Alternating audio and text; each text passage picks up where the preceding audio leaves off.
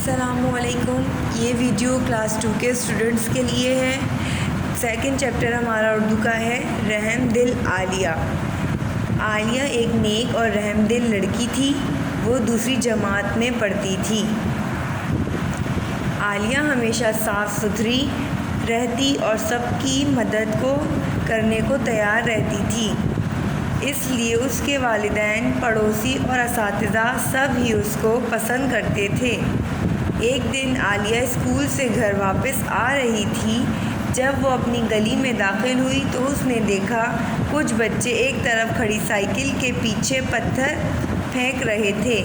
اس نے وہاں جا کر دیکھا تو وہ سائیکل کے پیچھے چھپے ہوئے ایک بلی کے بچے کو مار رہے تھے. بچے کو اپنے آپ کو بچانے کی کوشش کر رہا تھا اور بری طرح چیخ رہا تھا. یہ دیکھ کر عالیہ کو بہت غصہ آیا اور اس نے بچوں کو سمجھایا اسے نہ مارو کیونکہ جانوروں اور پرندوں کو بھی ہماری طرح تکلیف ہوتی ہے. جو لوگ بے زبان جانوروں کو ستاتے ہیں اللہ تعالیٰ ان سے ناراض ہو جاتا ہے. یہ کہہ کر عالیہ نے سائیکل کے پیچھے چھپے زخمی بلی کے بچے کو اٹھا لیا. اس کے سر سے خون بہہ رہا تھا اور وہ میاؤں میاؤں کر کے رو رہا تھا. عالیہ ایک بہت نیک اور رحم دل ہمدردی کرتی تھی لوگوں کے ساتھ. وہ دوسری جماعت میں پڑھتی تھی. عالیہ ہمیشہ صاف ستھری رہتی تھی اور وہ ہر کسی کی کیا کرتی تھی، مدد کرتی تھی. اس کے والدین، اساتذہ سب اس کا کیا کرتے تھے، اس کو بہت زیادہ پسند کرتے تھے کیونکہ وہ سب کا کہنا مانتی تھی. وہ ایک بہت اچھی بچی تھی. ایک دن عالیہ اسکول سے واپس آ رہی تھی. اپنی گلی میں جب وہ داخل ہوئی تو اس نے دیکھا کہ کچھ بچے کیا کر رہے تھے، سائیکل کے پیچھے پتھر مار رہے تھے. تو اس نے جب جا کے دیکھا تو وہ بلی کے بچے کو مار رہے تھے. تو عالیہ کو اس بات پر غصہ آیا. عالیہ نے بولا کہ جانور اور پرندے بھی انہیں بھی انسانوں کی طرح تکلیف ہوتی ہے، تو لہٰذا ہمیں جانوروں کو نہیں مارنا چاہیے کیونکہ انہیں بھی تکلیف ہوتی ہے.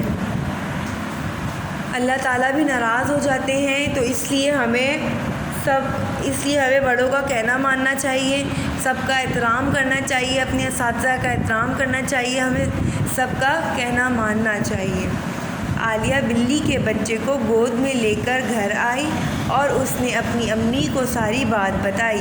امی نے بلی کے بچے کا زخم صاف کر کے مرہم لگائی اور ایک پیالے میں گرم گرم دودھ اس کے سامنے رکھ دیا.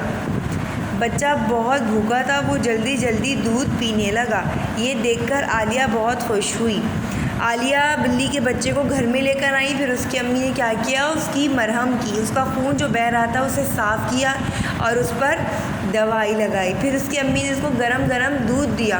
بلی بہت زیادہ بھوکی ہو رہی تھی تو اس نے جلدی سے وہ دودھ پی لیا اور یہ دیکھ کر عالیہ بہت خوش ہوئی.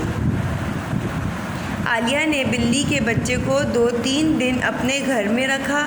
اب اس کا زخم ٹھیک ہونے لگا تھا. وہ عالیہ کا دوست بن گیا تھا. ایک دن اس کی ماں اسے تلاش کرتی ہوئی عالیہ کے صحن میں آ گئی.